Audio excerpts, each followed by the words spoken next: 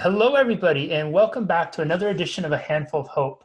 I am so happy and grateful to have Emmy with us here today, who is a storyteller and strategist who helps visionary entrepreneurs launch their online programs with engagement driven campaigns that captivate a new cold audience fast. With almost 2 decades of experience in the film industry, working with brands like Subaru, Real Housewives, MGM, and Paramount Pictures, she brings Hollywood storytelling to create client results like 24K weekends and over 100,000 in recurring income in less than 1 year, and an $800,000 launch with 40x ROI.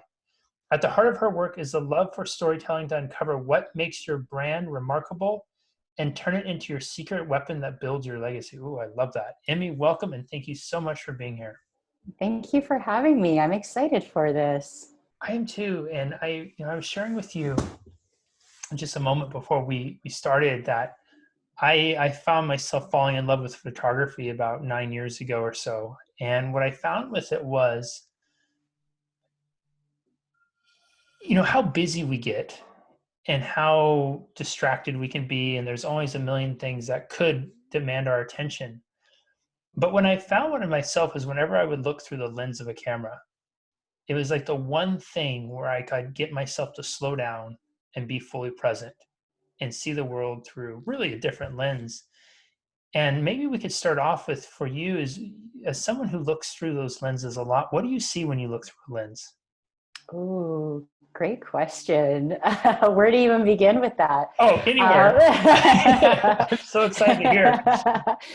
I think I've just always been captivated by the moving picture and telling stories, not just through language and the word, but through imagery and through sound.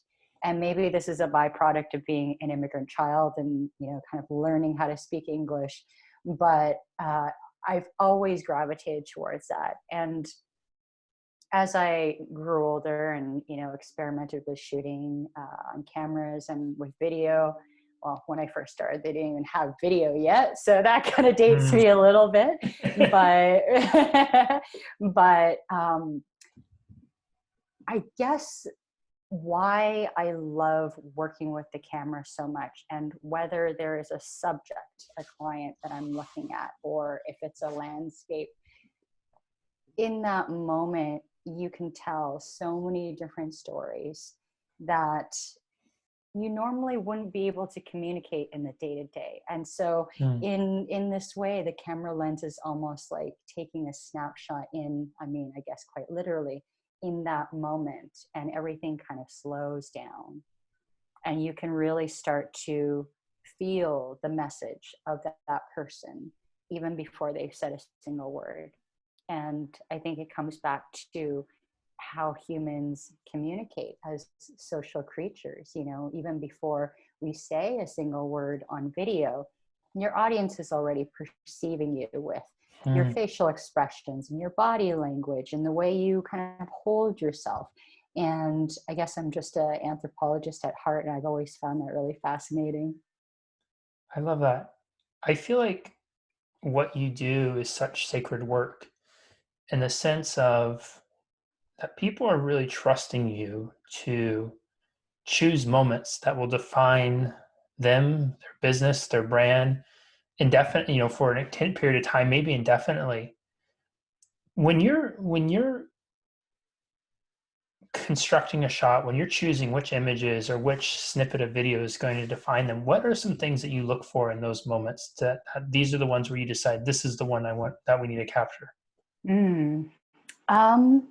It's interesting. I think for me, it's a pretty organic process when I'm actually in the shoot. It's quite intuitive and organic. Um, and there are several components. I think a big part of the work is in the pre-work. And so I'm really digging deep into the client and understanding what makes them tick, and digging into what is the story, possibly beneath the story, that they haven't even quite revealed to me. And how can we illustrate this through their video, through their content, in a way that really captures that. And so by the time I actually get to the shoot, ideally I have all this information already. I have this intel tucked into my back pocket so that when I am shooting, I can simply be present in that moment. Mm. What I choose in terms of like framing and how I actually shoot, a big part of it is lighting. I'm looking for what is the best lighting, because light tells a story in itself, and light can communicate an entirely different message if, say, for example, the client is backlit and there's this beautiful sunset coming down from behind them, Mm. or if they have sharp light coming across their face.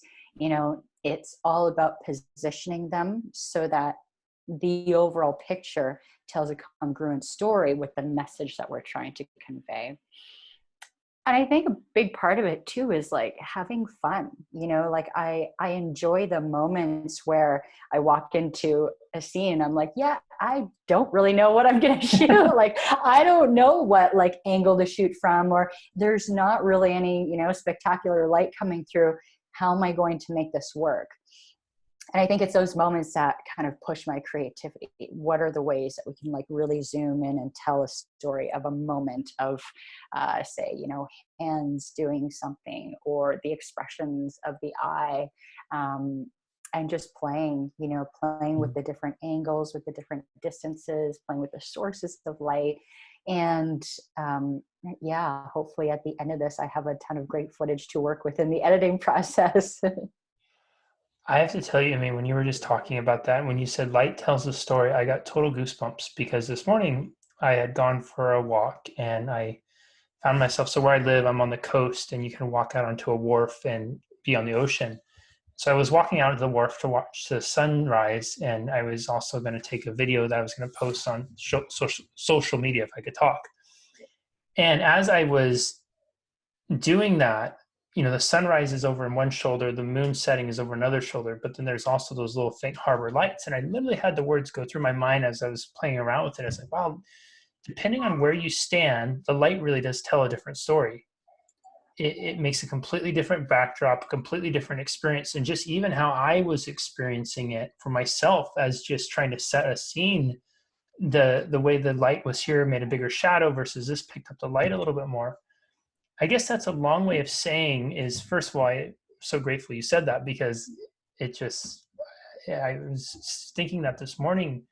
And for video becoming such a major part of how we communicate and how we market our brands, for someone who might just be getting into it or getting comfortable with it, which I want to come back to and talk about that with you in a moment, how do they begin to establish like what light is the most important, or how do they even begin to find the light that helps them tell the story they want to tell?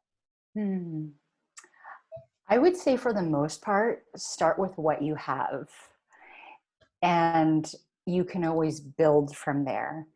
For someone who's starting out, and if they are wanting to make videos, but then they invest in like this fancy DSLR and they're struggling to figure out the settings, and they're, trying to do so much in one go.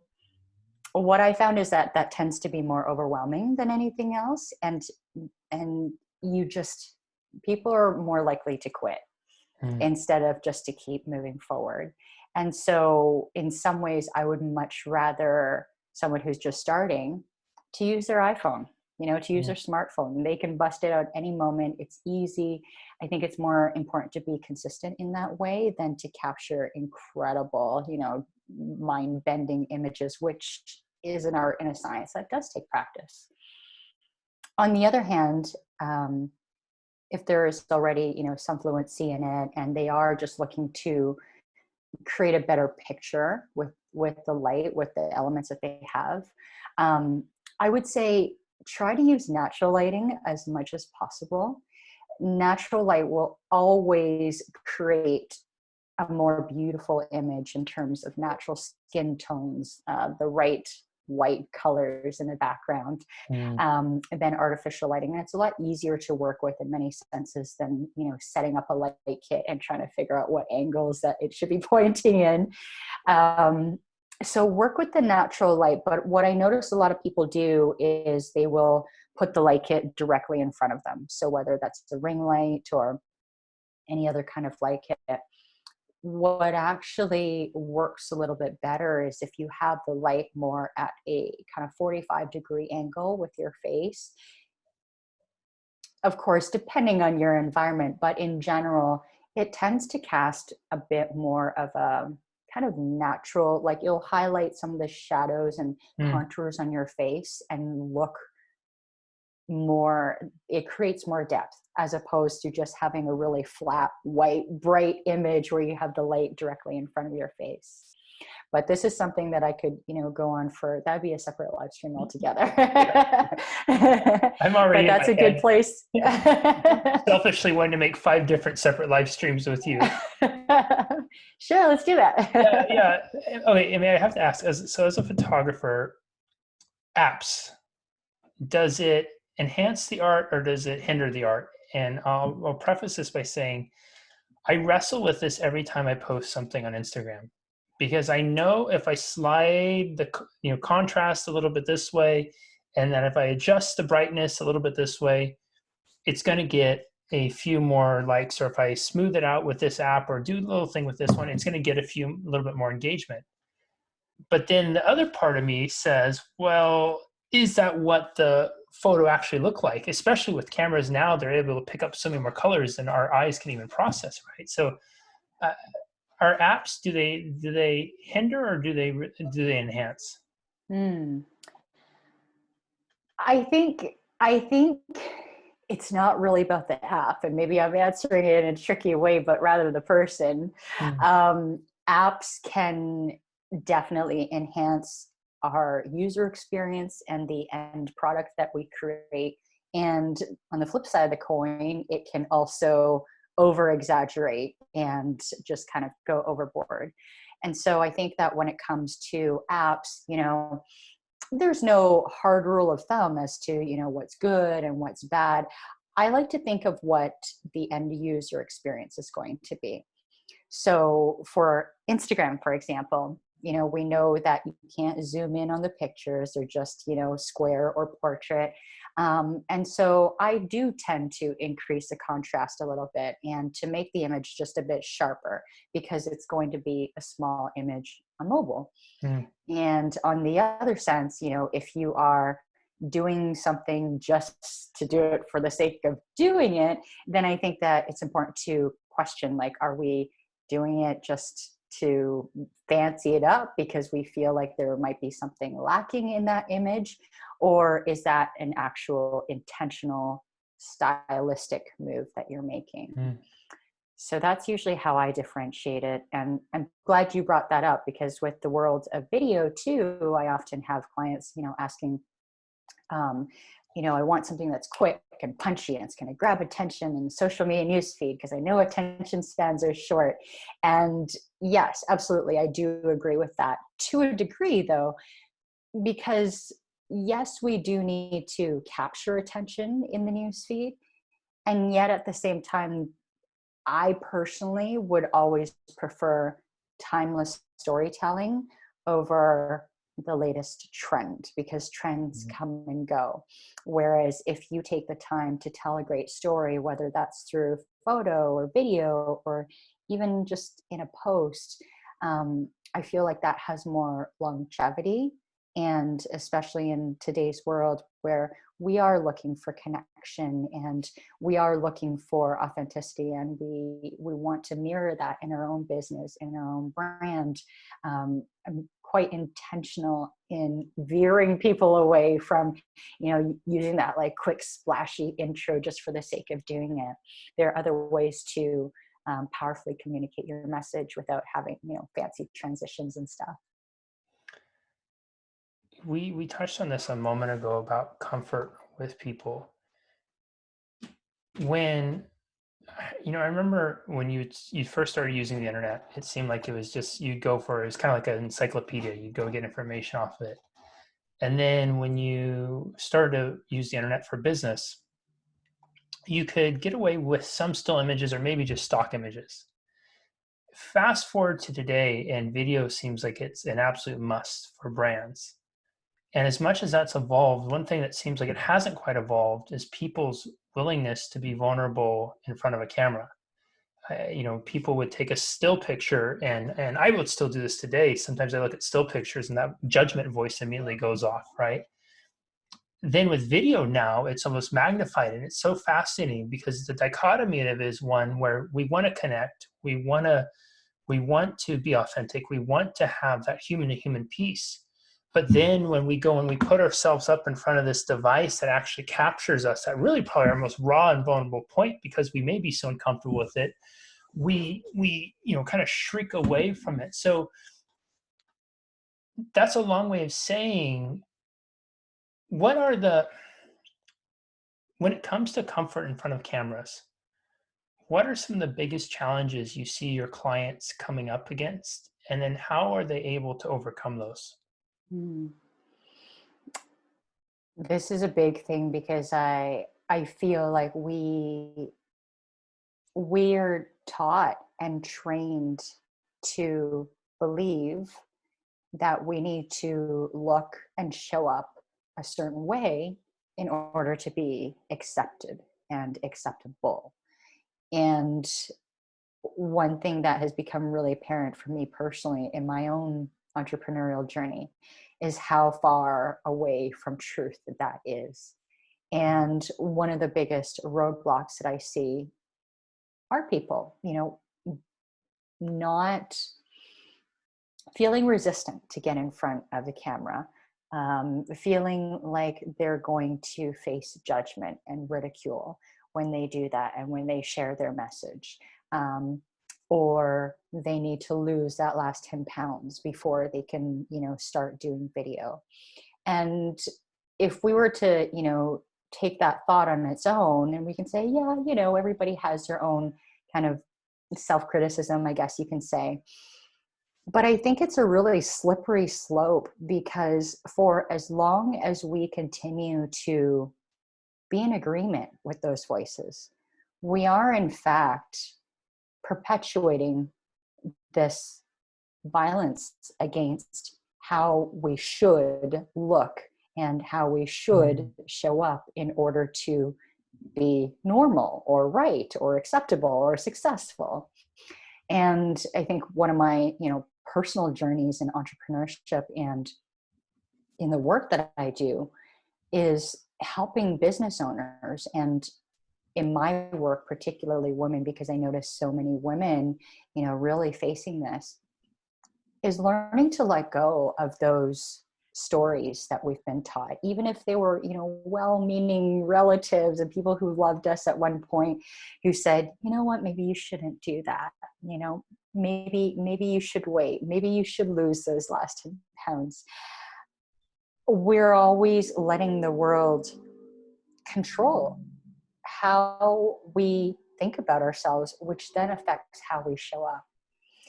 And so one of the important kind of takeaways that I always tell people is to first just start, just start, and don't wait for that time, that permission, that moment for the nerves to go away. I mean, I've probably literally done hundreds of live streams and I still get nervous before I go live, that never goes away. But the difference is that after a while, you just start to look at your own image and you're like, yeah, it's fine, and you start to lose that judgment. And really an important aspect to it too, I think, is understanding that the more we do show up in the face of that discomfort is where we find our strength, is where we find our voice, is where we find our message, where we might have not have known it before. So we really owe it to ourselves to do that exploration. And it goes so much deeper than just showing up on video, but really showing up for you, showing up for yourself. What you said, the perpetuating the violence of how we show up. My God, that is powerful. I mean, I felt that. And I so appreciate you saying it in that way. I think that that is something that is horribly under touched on. I don't even know if that's a proper sentence, but you know what I I know mean. what you meant. Yeah. Yeah. But it is, it's something like we will affix so many labels to our expectation, responsibilities about all this external stuff. But we don't really ever get down to the nitty gritty of our expectation of how we're supposed to show up for ourselves and how that's supposed to then be reflected or a mirror out into the world. And in so doing, much of what we do in a way to play off of that metaphor, it becomes an act of self-harm, right? We keep putting out images, we put out videos that try to display a reality that's far from truth. My question is so you have mostly women who come, and I think women definitely do have way more pressure put on them for this too. But I will say this too, as a man, and hearing you talk, I never thought about this before with myself. So I will, take photos, put them up, whatever it is. I have resisted though getting in front of a professional for a while because I think now, because before I'd say don't have enough time, this picture is cool enough, it'll work. But listening to you, there's a voice going, God, are you afraid of them seeing you? Are you afraid of them uncovering something that may not have been there before? Are they going to be able to overturn a rock or find some dirt under a rug that you didn't realize was there before? And I didn't expect that voice to come up. And there was literally this whole shit, what's going on right now? So when someone, and so I imagine then when somebody comes to you and they've been in this place of where they are perpetuating this, like up until the point of meeting with you, they have been using film. They have been using film as a way to almost perpetuate the violence against how they think they're supposed to show up. What is on the other side of that for them? How does life, how does business unfold for them after they're able to almost, you create this vehicle to kind of give them permission to release themselves from that prison. I love this question. And I think that what's on the other side is not necessarily a destination where we say, aha, I've done it and I figured it out and I'm free now. Although that might be some of the byproduct of doing that work. I think that this work is ever evolving and always a practice for ourselves because it's not just that moment that we make that decision, then everything changes after that. When in real life, it's like sporadic, right? We make decisions over and over and over again. And do we make the decisions to move away from the things that we've been taught but might not necessarily be true or to serve us anymore? And do we make that decision to move forward in a place that feels vulnerable, that feels scary as hell, that has no certain outcome? But what do we put on the line? We put our hearts on the line. We put truth on the line, and we set an example for a new way of being. We lead through example by letting go of these paradigms that, men and women need to fit these specific roles, and men need to, earn money while women need to look pretty, or, whatever those paradigms are. I would say that, most of us now have this cognitive, like, knowing that we know that's not necessarily true. And yet at the same time, in media, all we see is the repetition of this message. Even I say, luxury brands, where this is definitely more female centric, but, why is it that having that, Alexander McQueen purse, why is that considered something that's valued in being a woman? Like, have we gone that far that we value these external factors as symbols of wealth and success? And so for me, getting on video and showing up is so much more than just sharing a message on video? Well, of course it is that.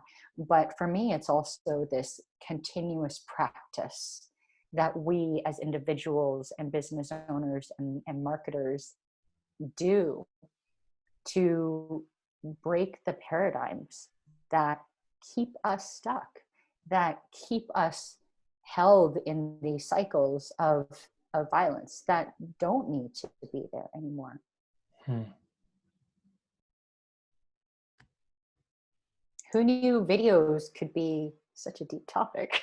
Yeah, but I think it really is. And I appreciate you going so deep with it because, the thought that occurred to me as you're talking about that person, I had never heard of that brand, so it's already left my mind. But that's that's you have to excuse my ignorance for that. But it's such a fascinating thing. Is like we will often pursue materialistic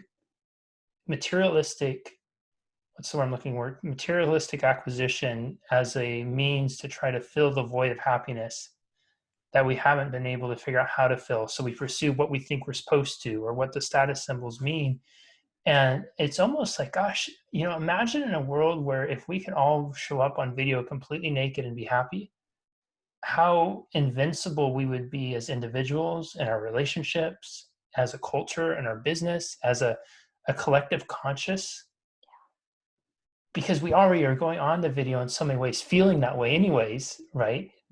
And yeah, that's such a fascinating way to look at it. Yeah. I think one thing that just popped into my head as you were saying that was I was in Peru last year shooting a video project for a nonprofit. And we were literally in like a remote village that was 5 hours by speedboat from the closest town. And so a truly remote area. And this village, obviously, quite impoverished. And that's why the nonprofit was there. But one thing that I noticed was how freeing it was to not look in a mirror or to not even have a mirror, Mm, for 3 weeks, and to be able to really sit with others and to just be with them, because we didn't even necessarily speak the same language. And so we learned to just sit and to be with each other and to, mm, communicate through simple games and through body language. And I just felt like that was such a freeing and humbling experience from what we normally experience in the day to day, where there's a lot of like fronts, or this is how my business is, this yeah. is how happy I am. We feel the need to kind of explain ourselves and justify ourselves a lot. And yeah, I think it would be like, what a wonderful experience that it would be for our collective and for us as individuals to be able to remove some of those defenses and to just sit with each other again. Yeah. Two questions, or it's two different people, same question. The beginning business person, beginning entrepreneur to the seasoned business professional, what is the one thing that they need to be doing in regards to video right now? We can go to the beginner first, then go to the seasoned one. Sure. Just start. Mm, Just start. You don't need a fancy setup, you don't need fancy gear.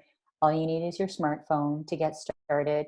You can stream live to people across the world now. Like, what an amazing gift that yeah. is. We didn't even have that technology a few years ago.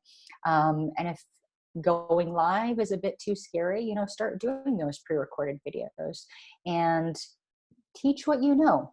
When I started, I was like, I guess I'll teach people video, and you just find a starting point. It doesn't have to be perfect. You will evolve, you will grow, your audience will give you feedback. And so I think just starting is one of the most important things that people can start to do, to start to build that momentum. And then what about the And season? then the seasoned. So the seasoned business owner, because there's already an established audience, and chances are there's established programs or offers, I would definitely be creating this trifecta of storytelling about your program and around your business. So just really briefly about what the trifecta of storytelling is. Every business has three audiences, right? We have our cold audiences who've never heard of us before. We have our warm audiences who maybe they've seen your profile, maybe they've gone to your website once, but they have never purchased or worked with you before. And then we have our hot leads, people who are in our world. And many times as business owners, we think about just creating content. How can we create helpful content that's going to provide value and educate our audience, and then hopefully they'll want to work with us or buy from us. And there's absolutely nothing wrong with that. But we often forget to include this layer of cold audience content that is largely values driven. And I like to start with that because just like you wouldn't walk up to a stranger and be like, hey, this is what I do. You want to buy my thing? You want to book a call? Like we don't really want to do that with our audience either, right? We want to build a strong foundation before we start, stacking things on top of that. And so I love to use values, create a values driven video about what your brand stands for, what kind of world you want to create, because chances are your ideal clients and customers share those same values. And that's a great kind of first touch piece of content. Your second tier of content for your warm audience is, the educational stuff could go great here. And there's various different ways that you can do that. But then the other layer that's often forgotten is the hot leads, giving people a bit more intimate look as to what would that experience feel like in working with you? What is it like for them to be a part of your community? What happens after they click that buy now or book now button, and as often as marketers, we kind of think of the middle part, but we forget like the front and the back. And again, particularly as women, I think we have this tendency to not want to talk about ourselves. Like, I don't want to say I'm the best. I don't really want to boast about what I do. And we don't have to boast about it, but it's an important part of your marketing to educate people around what you do. And this can be done in a really intentional and authentic way that's not icky or slimy. We're running close on time, but I really want to ask you two more questions. So Yeah, I'll sure. ask this one first. I think we can do it. Biggest mistake you see people making with video right now? Ooh, great question. Biggest mistake. Making them too long. Well, there's a caveat here. There's nothing wrong with long videos. People are always saying like, attention short, you have to make them quick and punchy. And there's some truth to that. But people are also willing to watch if you're providing value, if you're providing entertainment, if you're providing education.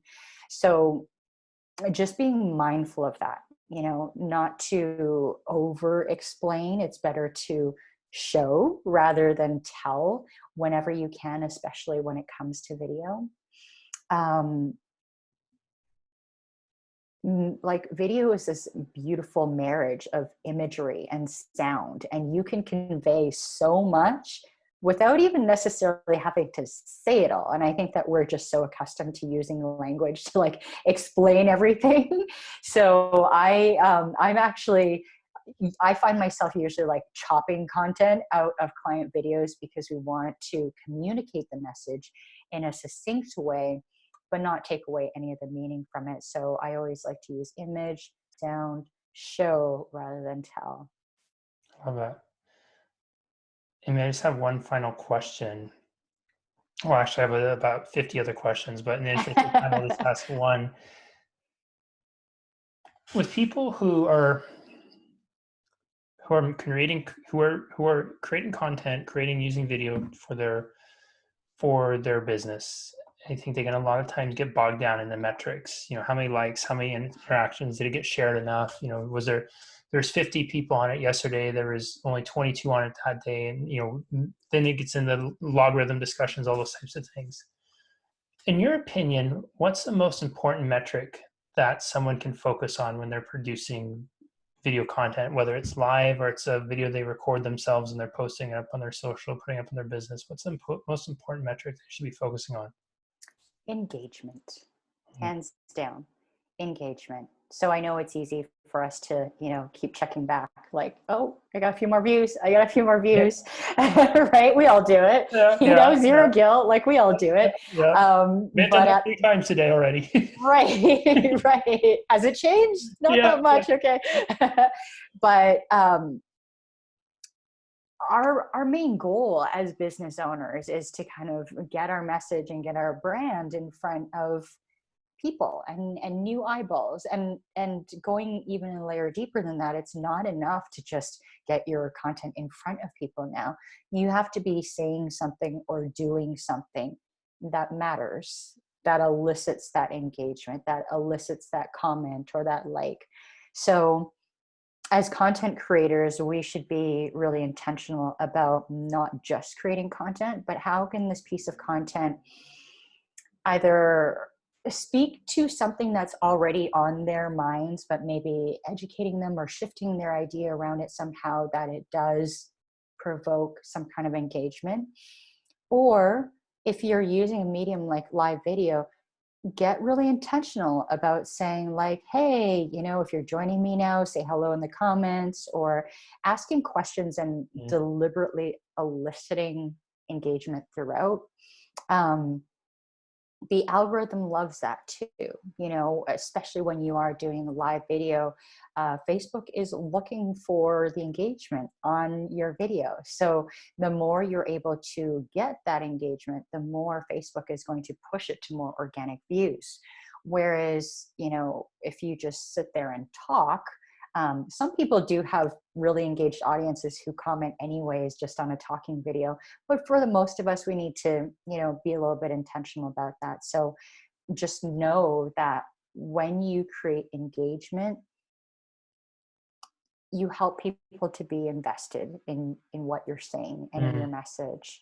And and that's kind of what marketing is about, right? It's not just about that standalone content, but how are you able to move and inspire people and engage with them through something that really matters to them and to you, and how can we find alignment there and essentially create this, rally uh, over a message online. Hmm.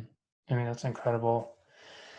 Everyone, I don't know about you, but I want to go pick up my phone, pick up my camera, and go and start creating right now after this. This is a rewatch, re-listen, take notes for sure.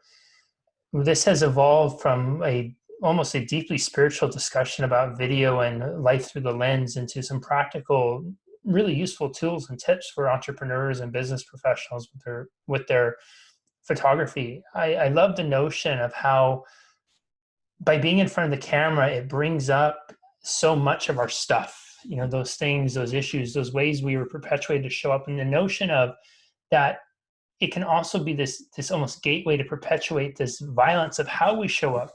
But if we give ourselves permission to go and be vulnerable in front of the video, to allow our true authentic self to appear, that we can not only transform our business, transform our life, but we can transform the narrative that's been carried on for far too long. There's narratives that all of us have been taught and shared, and that's maybe why so many of us shy away from the camera in the first place. But allowing yourself to just play, to get on there, to test it out, to let people know that you're just jumping on, you're getting used to it, to play with the lighting, to allow the lighting to lead you in the storytelling component, to not be so worried about how many likes are going to pop up, but be more engaged with how people engage with you. I love that you said engaging is equals investing. It's people's way of letting them know that they're invested in you, which would very likely mean that they could invest in you as a business owner, your business, what your product or service is. To come back to the notion of how we see the world through our lens, I think that's a beautiful metaphor for life because all of us are looking through a lens right now. And if you don't like the lens that you're looking through, if your lens of your business isn't quite working, consider changing the lens because you have a masterpiece that you could create out there. And I think Emmy has given us some wonderful tools to do exactly that. Emmy, thank you so much for being here. This has been such a blessing. Thank you. Thank you so much for having me. I had a blast. Absolutely. We'll see you next time, everyone, on another edition of A Handful of Hope. Bye bye. Bye.